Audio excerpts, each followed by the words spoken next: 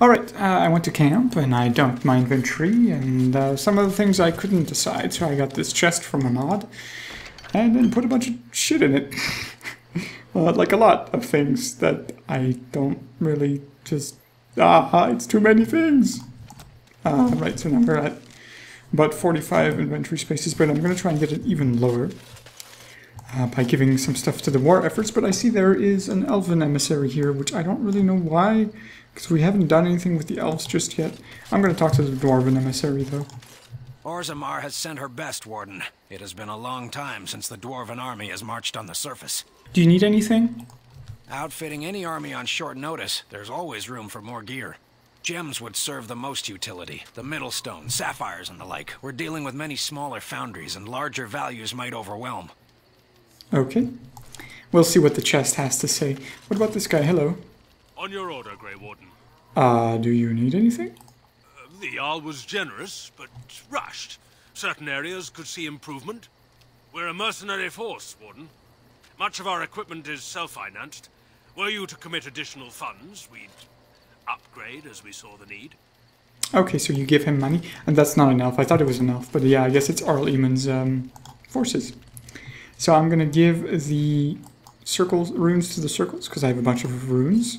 They're all like plus damage to Darkspawn that I don't want to use myself. I gave the other runes to my other characters because they have weapons with rune slots in them, so I give them stuff with like spell resistance, physical resistance, and then the master runes that I had like plus fire damage and stuff, so I gave those as well to some of my characters. So let's give gems to, well, let's give all the gems that we have, sapphire and such, to the Orzammar people.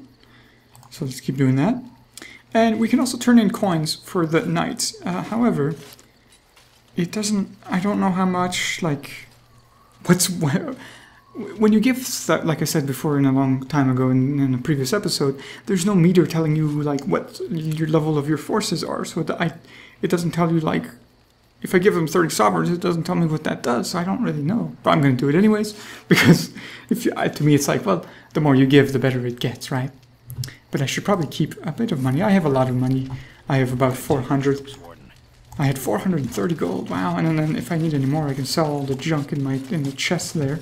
I'm going to empty my inventory again with... Are you sure I can't I'm sure you... Did he offer me a pair of earrings? I could go for some, sure. Right, so then we can give him the diamonds and the emeralds and all the other gems that we don't need. Like these ones, and then we'll give the silver bar to Zevran, and then we'll give the sword to Sten. And after we do that, I think we're going to go around camp and talk to everyone. But first I have to find Zevran. There he is. Hey buddy, here you go. You have excellent taste. Oh my, thank you. And let's give the sword to Sten. Hello Sten, here you go. Strange. I had almost forgotten it. Completion. Are you sure you are a Grey Warden? I think you must be an Ashkari to find a single lost blade in a country at war. Well, anything for you, friend. So what will you do now? My sword is in my hand again. I should put it to use. And I could deliver a much more satisfying answer to the Arishok's question if the blight were ended. Don't you agree? Sure. So you're staying then? I am one of the Beresad. I have never abandoned the field with a battle unmet. Okay. Well, I'm glad to have you on our side, Sten. You've been most useful. Indeed, it isn't every Grey Warden who has his own Beresad. I will see you reach the Archdemon. Lead the way. I like his enthusiasm. And we get an item, I think. We get his sword. A Shala. Blue steel. Ooh. It's not as good as the Starforge, though. Is it? Willpower, armor penetration, stamina regeneration in combat, I think is really awesome. Wow. Well, the only person we can give it to is him, so I'm going to do that. And I'm actually going to give Starfang to Ogron. Because Starfang is just disgustingly good. Look at that, 19 damage. That's sick. That is sickening. I'm going to keep the face Faith's Edge just in case. And I'm going to put it in there. We got a skill, but I think that's just, yeah, it's just a plot skill. It's nothing too special like Win. I don't know if anyone else has a special ability like Win. And now I think I'm going to go around camp and talk to everyone. First, I'm going to go talk to Shale. I gave him some nice little fire crystals now, which is looking cool. Hello. I have a question for it, if it will indulge me. Absolutely. My understanding is that it encountered the smith named Caradin. He who was responsible for the creation of the golems, that he had become a golem himself. What I do not know is what became of him. Why did he not return with it?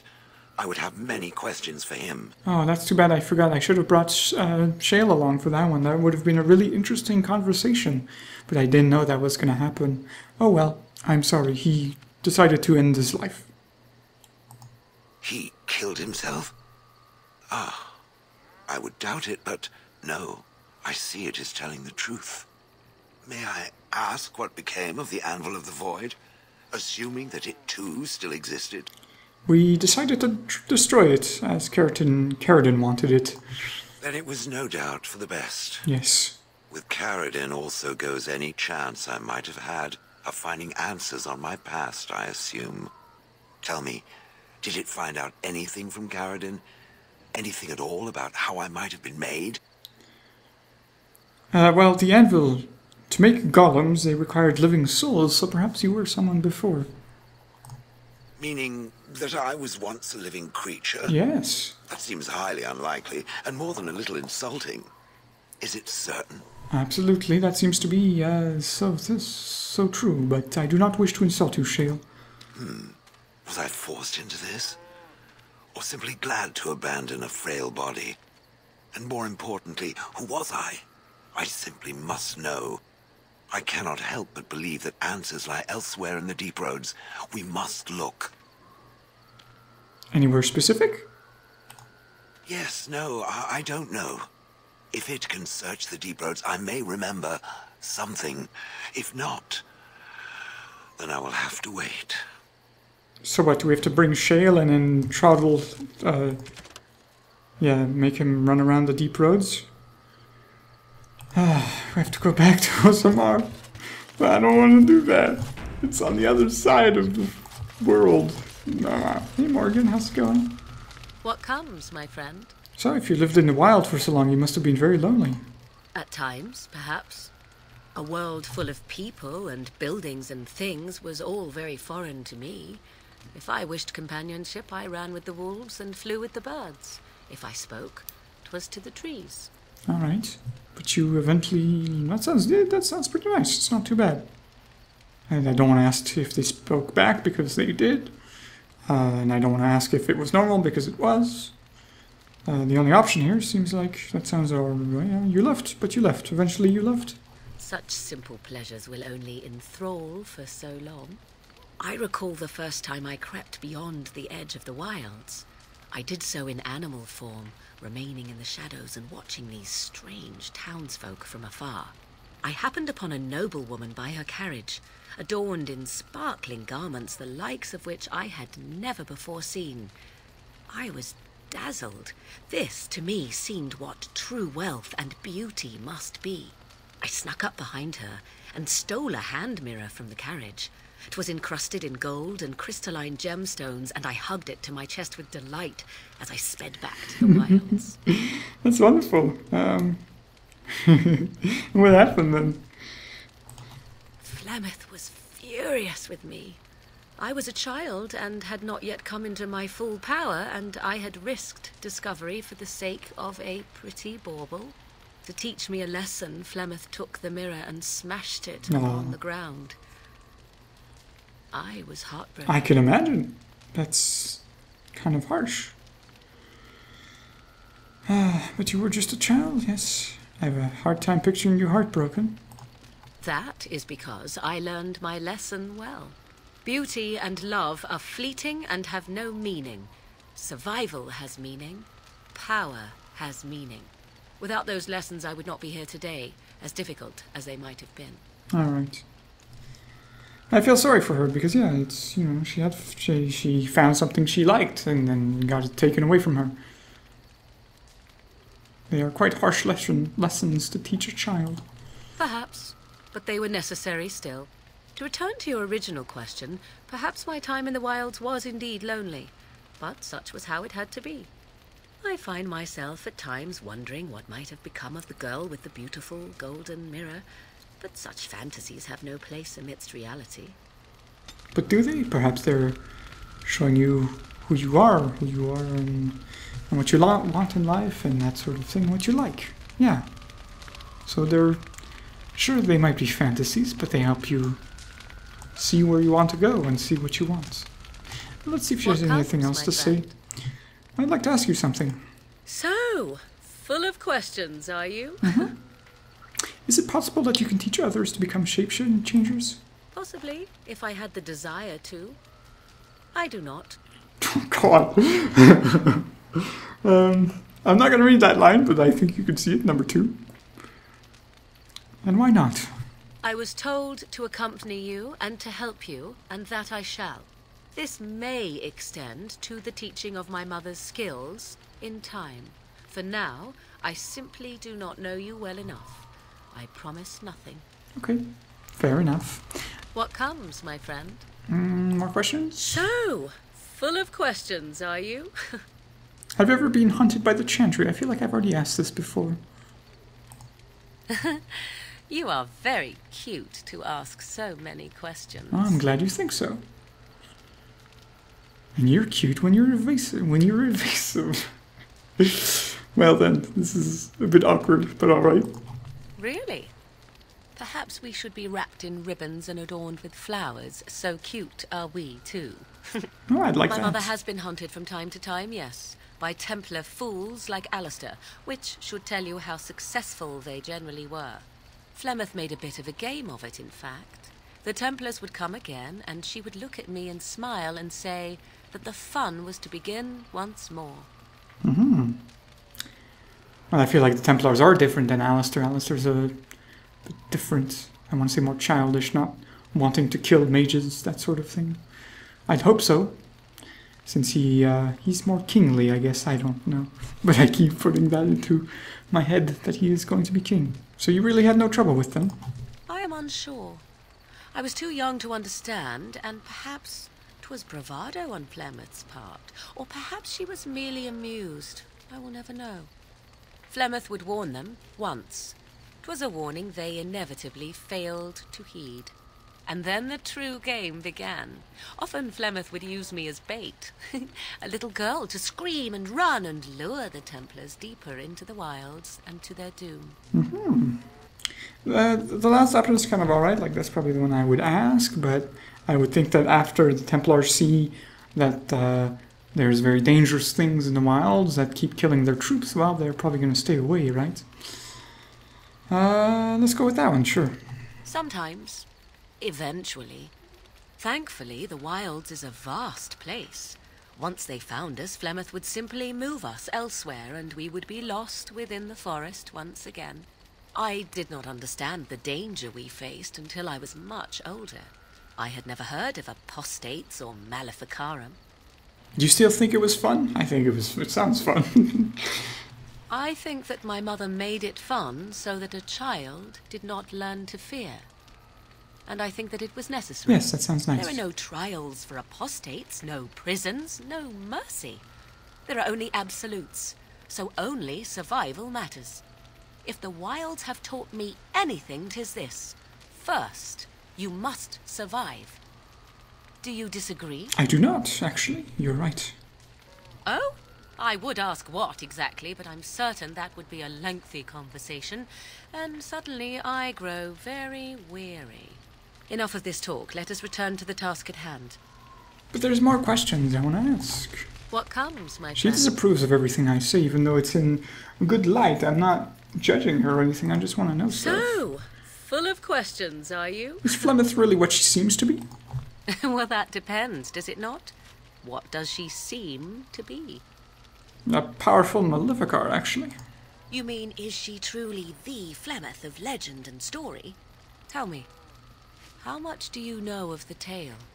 The one that the chastened still tell of my mother, to frighten them into obedience. I've actually heard somewhat little of it.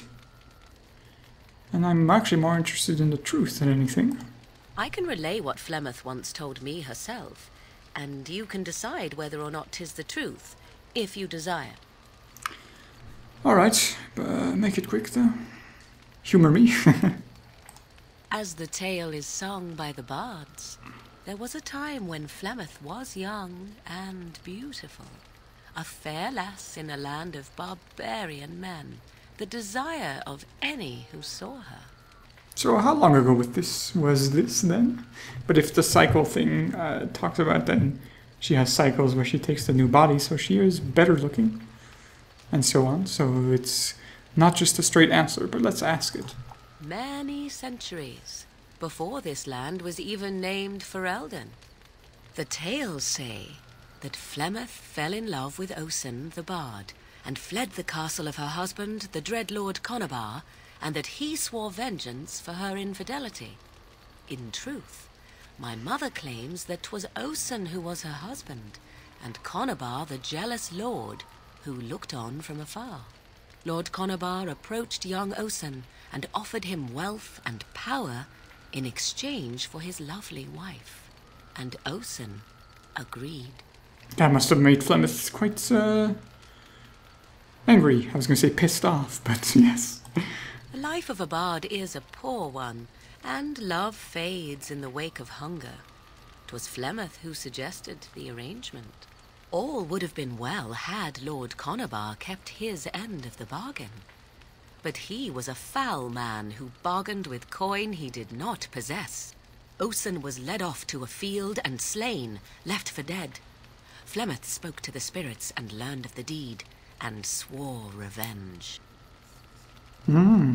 She did truly love Osen then. That was not the point. Conda had no honor, so she would not have him. Flemeth begged the spirits to aid her, and 'twas they who slew Conda. The demon the legend tells of came later. Lord Conda's allies chased Flemeth, you see. Chased her to the wilds, and there she hid. There she found the demon, and he made her strong. The legends all speak of the great hero Cormac, he who defeated Flemeth and her great army when she invaded the lowlands centuries later.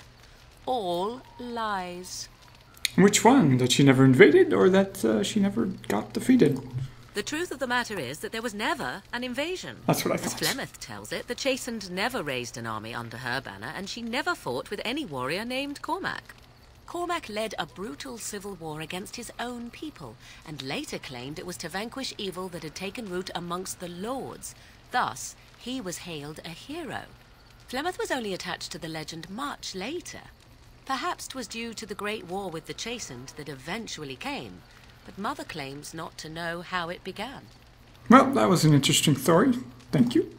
Flemeth tells it with far more embellishment than I, but you are welcome. All right. Dare I ask of your own mother? Few are abominations of legend, 'tis true, but I find myself curious nevertheless. My mother died actually recently, defending our castle against traitorous people. Ah, then you have my sympathies for what it is worth. Which is very little, I am certain. It matters not. Let us move on. If you wish. There is one. Oh, is she losing her magic abilities because... No? Okay. Well, she was at 100, so I thought her magic ability was going up. It keeps going up and down, I guess. I don't know. There was another question I wanted to ask her. There was this personal stuff, so let's see what that's about. We are in camp, so 'tis as good a time as any. Interesting. Sure, why are you still here? Because I need your help with my mother, of course. Why else? I thought we already took care of Do you that. wish me to leave? I can do so if you prefer. No, I actually don't want you to leave. You're very useful. Then I assume our discussion ends here. Okay. Oh, Jesus, that is not... Okay, that's bad. Whoops. Didn't mean to do that. Alright, Sten's next, it looks like. So let's go and do that. Oh, and Ogron's right next to... What? They're talking to each other, I guess. Let's talk to Sten. See what's up with him. I have been mistaken. Oh, what do you mean? You are a soldier worthy to stand among the Beresad. I did not think so when we first met. Well, people change, and first impressions don't always reveal everything about a person. I want to say I'm not really a troll soldier, but thank you. You are welcome. The day will come when the Arishok sends us here. On that day, I will not look to find you on the battlefield. What? Sent us here? I don't understand. What are you talking about? The future. Perhaps it will not come to pass. There is no point in dwelling on it. We should move on. I want to hear, though. Speak, then. That's enough. Then I suggest we move on. I don't need to. As you wish. Oh, I almost clicked on I think you should leave option. That would have been bad. Hey, Liliana.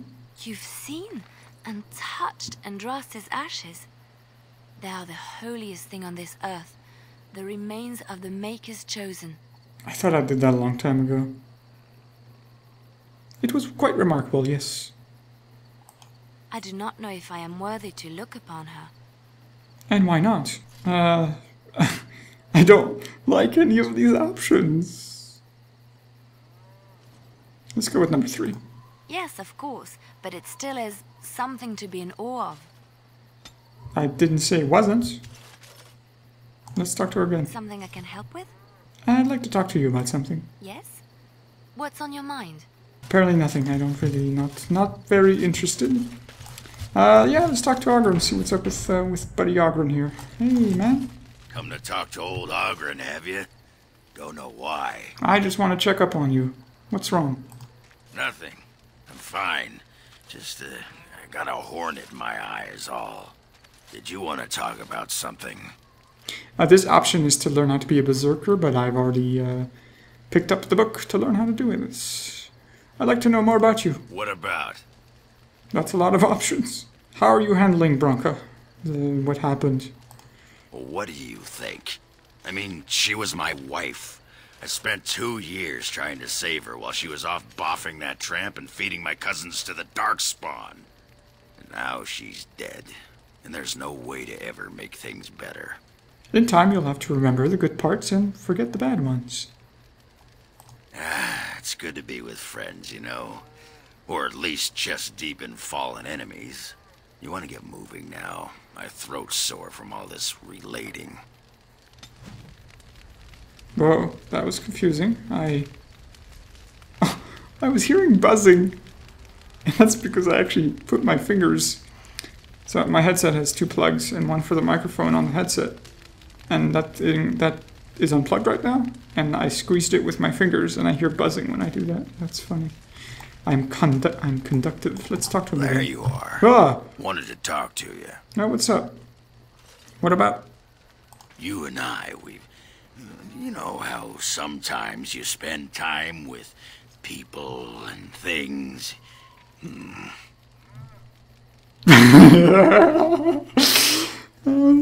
Yep. Well, take your time. Just relax. You can tell me. I was thinking, I do know some people out here on the surface. A person, actually. A girl I knew in Orzammar. Before I left, obviously. I just laugh. I'm still laughing at the first option. Don't worry, I love you too, Ogron. And you want to go and find her? It'd be nice to talk to someone else who's been out here a while. Someone else from Orzammar. Do you know where she is? There's no option for that to ask him where she is, but let's go with the first one then. Who is she then? Her name's Felsi. She and I were friends after Bronca left for the deep roads. I'm sure she's forgiven me by now. Thought maybe I'd track her down, see how she's been living. Okay. Friends, yes. These options. Do you know how to find her? I tried to look her up the last time we were at Lake Calenhad. She wasn't at work at the inn. At home with her sick mother, they said. I figured it was just the ancestors telling me something. But I keep thinking about her. Sure. Well, we can go back. That second option I wouldn't have thought myself, so that's piquing my interest, but I'm not going to ask him that because that's not... I didn't know at the time, so I'm not That's not something I would have known without reading this. So let's go with that. We can go back and look for it if you want. Well, and a good friend you are, Warden. I'll think about you if we ever... no, actually, that would be gross. What was it you wanted to say? Ogron, you are a... Yes. A hound, I think. A dog. They said he's a dog, right? All he thinks about is getting drunk and doing it, which was funny. I think he even asked Morgan about if she has sex while in beast form, which... Oh man. Ogron, you are special. I'd like to know more about you. What about? Oh hey, your helmet's gone. Right, I'm gonna leave. Alright. Take care, I'll try and find that Alright then. woman for you. Ogren's old flame, I think it's back in Osamar, right? No, we have to go back to Lake Callahan at the end. And Wynn's doing her little hand movements again. Hey Wynn, what's going on? What's on your mind? Nothing, actually. It is no trouble. Wait. What's on your mind? Why did the spirit choose to help you? I have always had an affinity for the spirits of the Fade. As a child, I never feared my dreams because I knew they were there. Okay. And what about the demons? I could sense the demons, too, and their presence frightened me. It was the kindly spirits of the Fade that took the fear from me. I've always been able to feel the spirits, even if I never saw them. And as I nurtured my talent in the circle, I became more sensitive. I began to notice every time I was in the Fade, whether it was in a dream or in magical practice, that I was being watched. Mm-hmm. Do spirits watch people like that, usually? I suppose they must. It is these benevolent spirits that create our dream worlds in the Fade. Sometimes I would see it, a glowing, nebulous form. Most times I would just feel its presence, gentle and comforting, but somehow alien. I think it is a spirit of faith. They have never been seen before, and perhaps I am wrong. But something tells me I'm not. It always felt like the same entity. This one spirit was curious about me, and was guarding me, for want of a better word. Mm-hmm. Well, I think you're very lucky to have that experience and that spirit helping you out. It's not often people are aware of such things. There were times when I was in the Fade that it seemed to stretch forth to shield me, keeping me safe. And I think it gave me strength in my most terrible battles, Ostagar being one of them. So the spirit of faith is your personal protector, then? I don't know why I was chosen. Perhaps it knew that there was something more that lay in store for me. Perhaps. I like to think that I was given a rare chance, and I'm going to make the best of the time so generously given to me. Good for you. Good on you with your attitude and that sort of thing. I appreciate. And it's good attitude to have, yes. I'm glad to have you traveling with me. It's worthy of your time. Yes, I'm glad I'm glad you think traveling with me is worthy of your time. Jeez. I will not lie motionless in a bed with coverlets up to my chin, waiting for death to claim me. That is not the death for me. And so I will fight alongside the Grey Warden, and help prepare him for the task that is yet before him. So you had better listen to me, because I swear, if I should fall before the end and you don't seem to be doing things properly, I'll get up again to give you a good finger-wagging. If you say so, all right then. Well, I'll hold you to that then. You know, I think you'll be all right, even without my help. I think so as well. Okay. Right, well, Allister's next. Ask away. More questions? Of course. There's no option to go back. Let's go with that one. What changes about you after the joining? That's kind of weirdly worded question, but okay. You mean other than becoming a Grey Warden? Well, you've been a Grey Warden longer than I have, so perhaps there's things you've experienced that I have not. You know, I asked Duncan this too, and all I got was, "You'll see." Okay. So he couldn't tell you?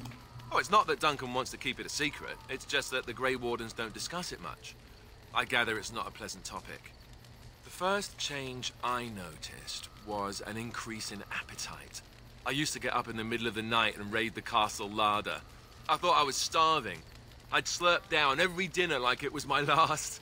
My face all covered in gravy.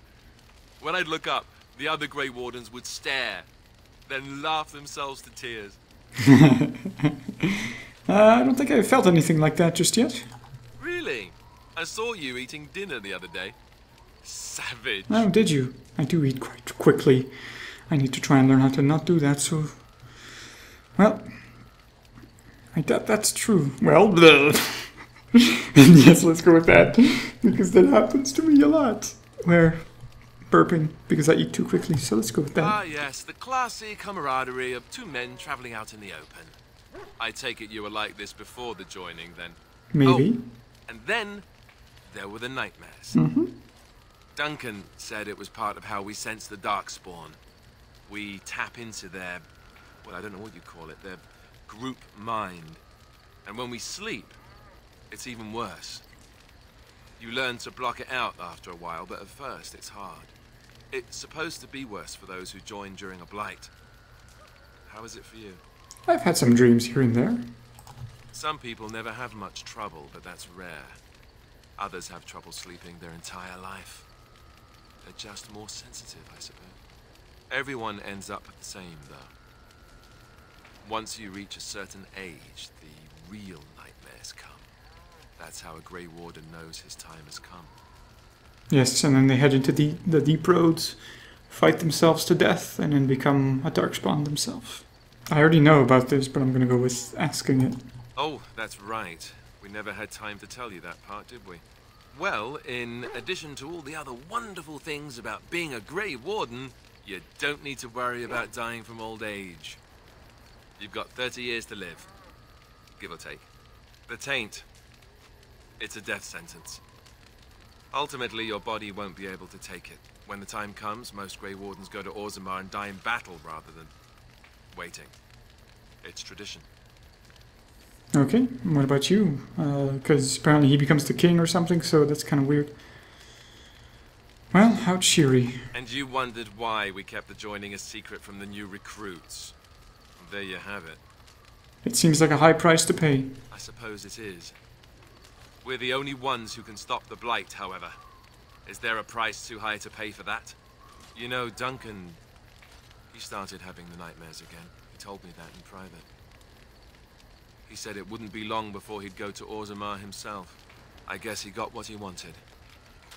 I just wish it had been something worthy of him.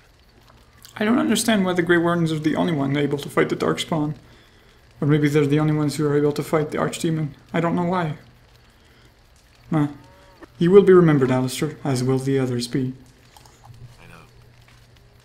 Ending the Blight should make this all worthwhile, right? Yeah. Even though there might be another Blight eventually. It's just a cycle, and we're part of it. Sometimes seems like an insignificant part of it. Well, there's Everin as well. I don't think he has anything else to say. I've a question. Oh, you do have questions. Okay, yes, go ahead. Also, nice glowing chin thing. I think it's from his weapon because I gave him a flame room. Go ahead. Well, here's the thing. I swore an oath to serve you, yes? Mm-hmm. And I understand the quest you're on, and this is all very fine and well. My question pertains to what you intend to do with me once this business is over with, as a point of curiosity. You can do whatever you want afterwards. You could go if you wanted. Could I? And what if I didn't wish to leave? What do you mean by that? Why wouldn't you want to go if you had the chance? How should I know? I cannot see the future. What if I liked it here? What if we became fond of each other? Stranger things have happened. I think he's trying to tell me something, and I know what it is. I know exactly what he's trying to tell me, but I'm just trying to say no. I suppose that's true. See, I have a tendency to grow on others. You'll see. It is good to know what my options might be, but that is for another time. For now, we have much to do, yes? Yes, we do, and Sure, we don't know the future, but I don't... Not that fond of you. Not like you're fond of me, so... Sorry. Alright, Cole, let's see what you've got. Wags his tail and looks at Sten. Yes, it is good to have my sword at my side again. I call her Asala, the soul, my soul. She is forged from rare blue steel and has served me faithfully for many years. Yes, you understand what it is like to have a weapon that is part of you. Few others do. Ah, that's sweet. Nice little backstory as well. Well, I think that's everything in the camp, so we're probably gonna head out. I'm not sure exactly where. Sure, let's take our party. Allister, Morgan, and Wynne. Usually, that's really what I like. I think we're gonna head down to the caravans and into the Brazilian forest, even though we've got quests that go back to Ozamar and that sort of stuff. But I feel like that's kind of annoying stuff to do, and we'll wait until the end to do that, so... yeah. But we'll do that in another episode. Thank you very much for watching, and do take care. Bye-bye.